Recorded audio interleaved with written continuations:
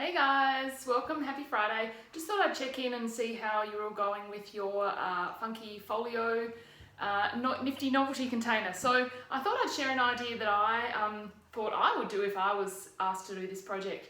So what I've come up with is I've thought, oh okay, I know an odd shaped chocolate, Toblerone. So not often do you have a triangular prism shaped chocolate, but here we are with the Toblerone. So what I've thought is I could package up a Toblerone into a pentagonal prism container. Okay, so this is my brainstorming that I've done on the board, and this is the, I guess, where you should be at by now after having thought about what you might like to make. So I've thought, okay, I've got an idea here. I've got a triangular shaped Toblerone. To store the triangles together, I could stack them up like this into a pentagonal shape.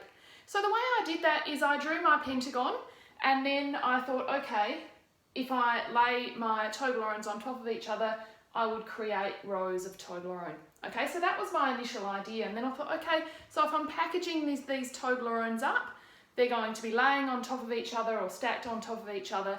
They're going to create a prism shape with a pentagon end. So I've sketched up my pentagon. And when I sketched my pentagon, I started with my end shape. So no matter what your end shape is, you can draw that up. Then I extended out these solid lines. And the important thing is that those solid lines are all parallel to keep your shape looking good. And then when I joined up these end lines, I made sure that they were parallel to this original line here. Parallel, parallel. And then I dotted in the shadows at the end to give it that three-dimensional look. Okay, so I started with my pentagon shape filled with the Toblerone triangular shape. I then created my 3D version of my storage container. Then I started thinking about, okay, if I'm going to make this product, then I need to create a net. So once again, I've just sketched it. This certainly isn't anything that I'll be presenting as my final version. But to be able to sketch the net so that you actually understand what shapes are involved is really important. So I've got my two pentagonal ends, and a pentagon has 5 sides, so I know that I need 1, 2, 3, 4, 5 rectangles as part of my net. Okay, the next step from here is to actually think about how I'm going to draw this up properly and give some consideration to, once I've got my net, what else am I actually going to need on that net to make sure my container stays together? So, excuse me while I grab my pen. Here I am again. So from my net, I would need to think, okay, if I'm going to fold that up, it's going to be important that it stays together. So I might need a tab on this end so that when it wraps around, this tab could attach there. And then if I'm storing something, I probably want one end fixed closed and the ability to open and close the other end so that I can put my contents in and out.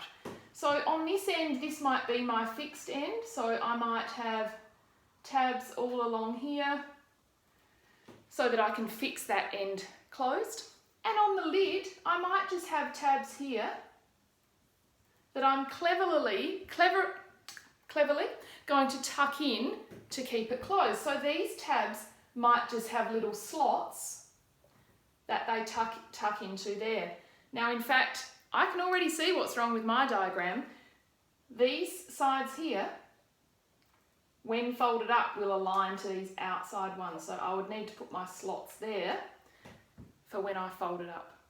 Okay, so by now you should have brainstormed, you should have been able to come up with the 3D version of your container, the initial concept, and then the net.